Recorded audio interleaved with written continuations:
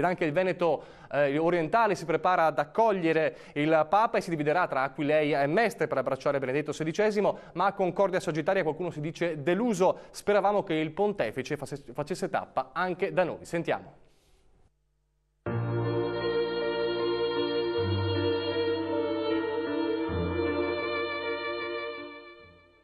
188 parrocchie distribuite tra le province di Pordenone, Venezia e Treviso, nell'area compresa tra Tagliamento e Livenza.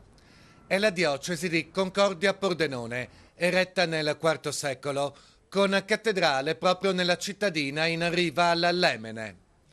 Qui tra il 200 ed il 300, prima che Costantino concedesse la libertà di culto, furono molti i cristiani perseguitati ed uccisi per aver diffuso il messaggio della resurrezione di Cristo. È la prima chiesa, la prima figlia, direi prediletta di Aquileia. Anche per questo chi abita nella zona sperava che Papa Benedetto XVI, nel corso della sua visita nel nord-est, in programma tra il 7 e l'8 maggio, si fermasse nel Veneto orientale. L'avremmo voluto almeno di passaggio tra Aquileia e Mestre, Venezia, almeno una tappetta in quel di Portogruaro. Attendiamo il prossimo Papa eventualmente. Qui, per la verità, un Papa c'è già stato, come ricorda la statua collocata all'esterno della cattedrale. Si tratta di Giovanni Paolo II, che di fronte alla calorosa accoglienza dei giovani si espresse così. Pensavo che Concordia fosse pacifica, ma è chiassosa.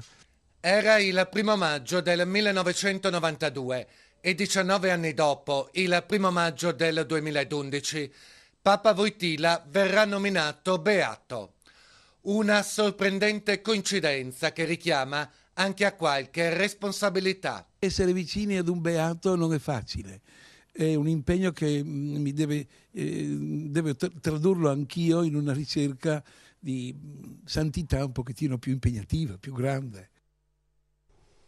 Ed è tutto da Venezia, grazie per averci seguito, appuntamento con la prossima edizione del nostro telegiornale, arrivederci.